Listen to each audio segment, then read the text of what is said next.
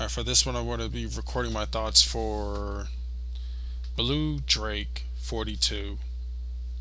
But no, the ending thoughts of his video where he Project Harsh Doorstep. I think that's what it. Yeah, Harsh Doorstep. I think that's what it was. Like he was saying that he made it as something of. He was coming around to the idea that it looks like he had made it not intentional, but it is a arc of a sort for the coming flood of the corporate greed that um, tactical shooters are having to deal with. It's not just his video corner of the video, no, corner of entertainment that's having to deal with. No, this is something entirely separate because it's actually not factual. It's predictable because my connection to it is coming from I was watching Upper Echelon. He made a video about 3 levels of price manipulation. I think it was like price discrimination. That was the title of the video, I think. And it was talking about 3 levels of corporations adjusting the price on things. It's like one, discounts, elderly, veterans, kids discounts, ladies' nights, that kind of thing. It's like where they'll give particular demographics a discount to get them to come in. Secondary, where they'll give you a bulk deal. It's like 3 for 5, 10 for 7 kind of thing. And the primary one is where they will, okay, we're going to adjust it to what we know based off of your past. If it's like, we know you got $25, it'll be like that, not street game, but it's like where if you're negotiating the price with somebody, if they know how much you have, they'll negotiate towards what they know you have. Instead of, okay, this is what this thing is worth. Like, how much do I have to negotiate this price to get you to take it off of my hands for a set price of it cost me $15 in materials? Can I at least get you to pay 20 for it? So that kind of thing does happen to corporations, and it's easy to track, or it's understandable because there's a definition behind it. But what he is dealing with is, well, it's part of that. It's, you can understand the corporation wanting to make as much money as they want to, but are they keeping their promises as far as improving the game, making it better? And then what he did was kind of make an arc, as in he has a free option for all of the mechanical, no, the game mechanics that actually go into the type of game that he enjoys playing. He has his own project and his own team and his own community of people that have those mechanics figured out to where they can boot up a game that is in Unreal, has no connection to any other branding or corporation or connection or label. So where somebody can be like, you are playing our game. It is just a tactical shooter set in sand-dusk fuck nowhere. It's very generic. It's just general is a better word, not generic. General is very, not use case. It's very, damn it, it's very basic. But I want to use a better word. Very base is base. It's the basis. It's the foundation. It's a very solid foundation of the mechanics that are necessary for that type of game to exist and be fun to its players, or function for its players, because you're looking for a certain kind of thing when you're playing that game. You want the guns to go bang and your feet to go plop, not plop, but clang. You want your boots to clang and you want your guns to fire.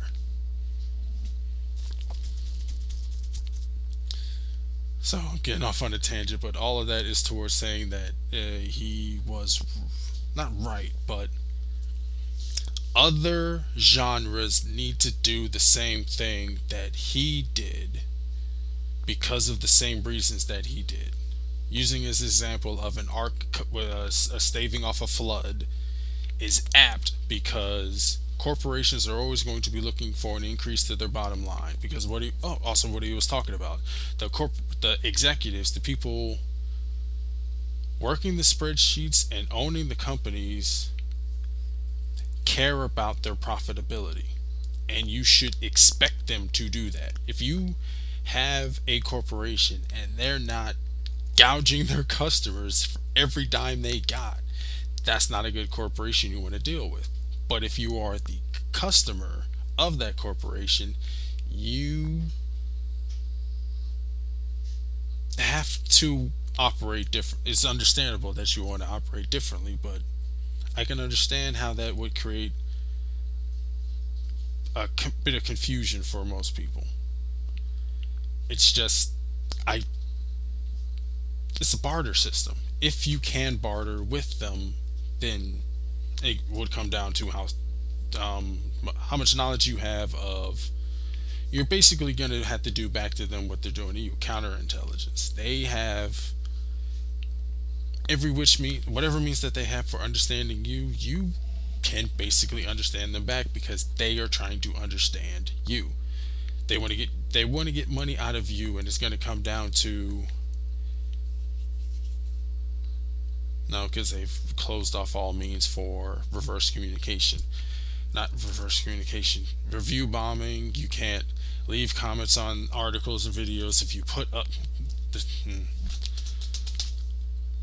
So it does come down to the best defense is going to be what I was talking about before.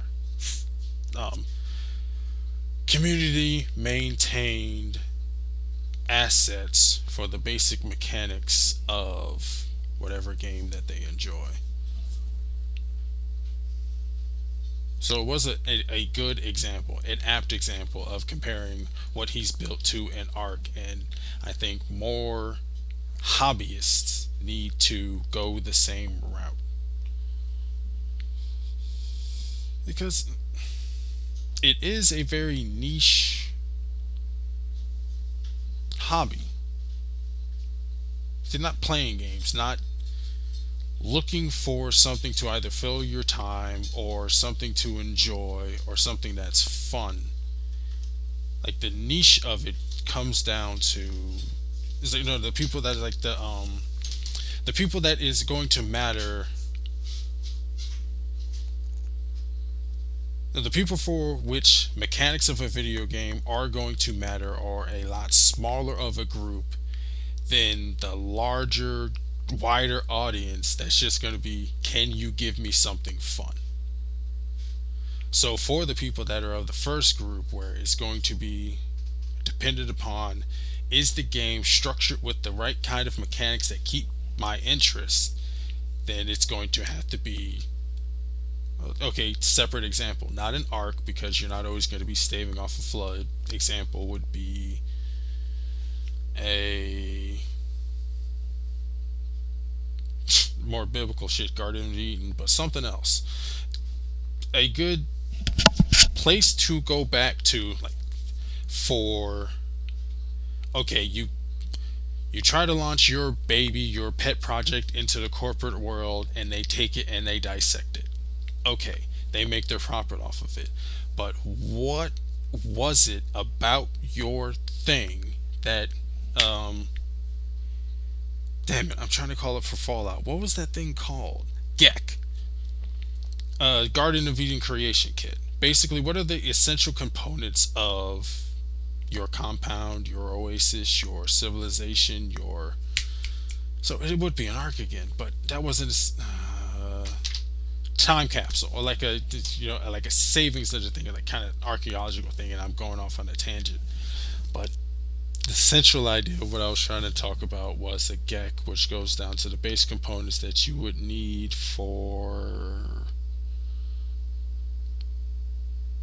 the game mechanics of whatever niche you're in. Because it is highly profitable to make... No, it's highly profitable. Yeah, it's highly profitable to take a polished product and put it out to a wider audience that's never seen it before. And you should expect corporations to do that. Whatever shiny, take it and pass it off to whoever want to look at it. But you shouldn't expect them to care about it, or care if they've got to cut you up along the way and kick you down the road, because it's not personal. So to shore up, not shore up, to protect your hobbies, you will need to, okay, not build your own arcs. What was it going to be? This got to be some wording to. You've got to build your kit of products that are free. You have to do what Blue Drake did. So follow his same plan, gather around his communities that all think the same thing, and uh, build your arcs.